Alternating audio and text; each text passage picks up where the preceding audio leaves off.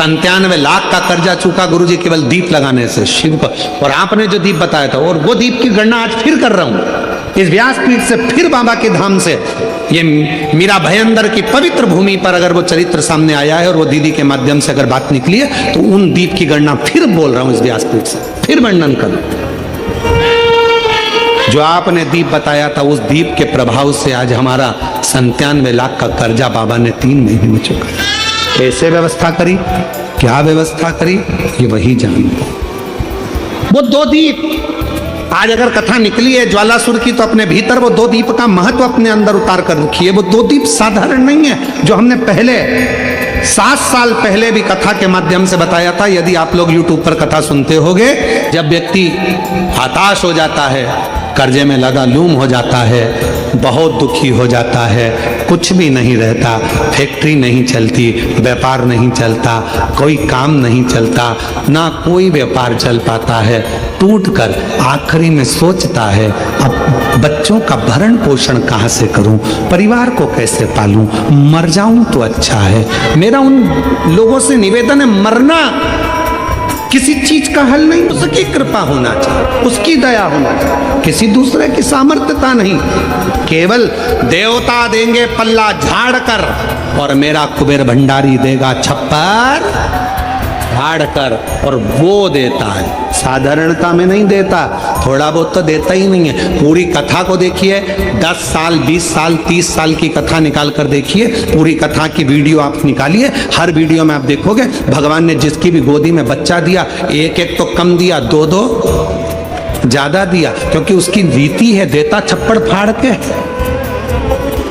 थोड़ा बहुत तो देता ही नहीं है। शिव कथा कर, मैं ज्वालासुर को समाप्त नहीं, इसकी बैलेंसिंग करूंगा, और ये ज्योति के रूप में रहेगा। मां शक्ति के पास में भी ज्योति के रूप में, शिव के पास में भी ज्योति के रूप में। इसलिए जब तुम संपूर्ण तरह से हार जाओ, लगे अब कुछ भी नहीं अपने पास में, एकदम खाली हो गए, कुछ भी नहीं बचा, तब बेलपत्र के वृक्ष के नीचे शंकर जी के मंदिर के सम्मुख में 2 दीप लगाना प्रारंभ कर दीजिए।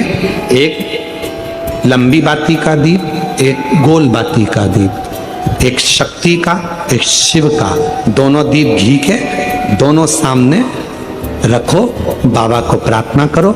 शिव मंदिर में लगाने के बाद फिर बेलपत्री के वृक्ष के नीचे जाओ। उस बेलपत्री के वृक्ष के नीचे जाना जिसकी छांव तुम्हारे ऊपर पड़े, पौधा नहीं, पौधे की छांव नहीं आ पाती अपने ऊपर, पौधा छोटा सा रहता तो उसकी छांव नहीं आती। बेलपत्र के वृक्ष की छांव में बैठकर 2 दीप लगाओ जिसकी छांव है।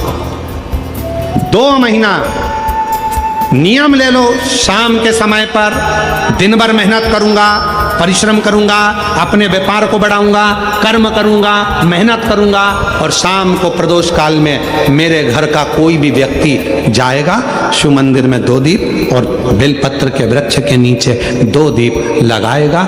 2 महीना इंतजार करना, मेरा बाबा हाथ पकड़कर तुम्हें ऐसा दौड़ाएगा कि शिव अपने आप करुणा करने लगेगा, छोड़ता नहीं है शिव। दुनिया में एक दोस्त ऐसा है मेरा देव अधिदेव महादेव, दुनिया में एक मित्र ऐसे हैं मेरे शंकर भगवान, जिन्होंने शंकर को अपना सर्वस्व मान लिया। दुनिया में शिव वो दोस्त हैं, वो मित्र हैं कि संसार के मित्र भले छोड़ दें, पर मेरा महादेव, इसको मारूंगा नहीं मैं, ज्वालासुर को समाप्त नहीं करूंगा, इसको संतुलन में लेकर। संतुलन में करने के लिए भगवान शंकर ने अपनी वापिस नत्य की मुद्रा को प्रारंभ कर दिया, अपनी नत्य की मुद्रा।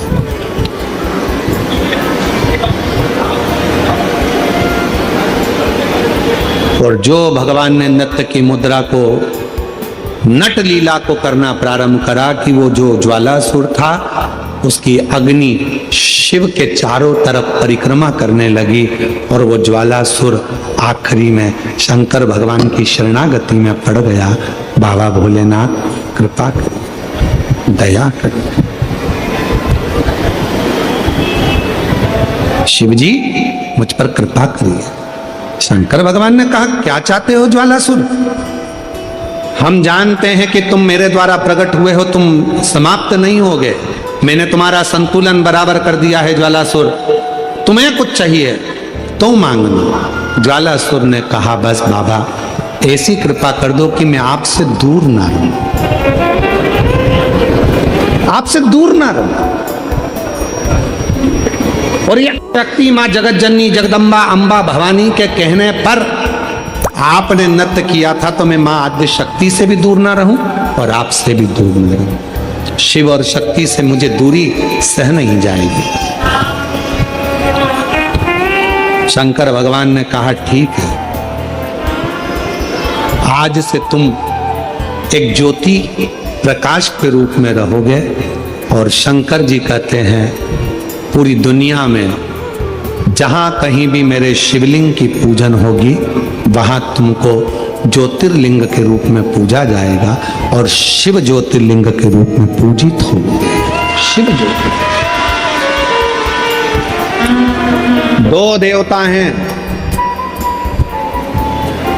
दो देवी देवता एक ऐसे हैं जहां पर यदि भगवान की मूर्ति भी नहीं होती है तो ज्योति के रूप में उनकी पूजन होती है।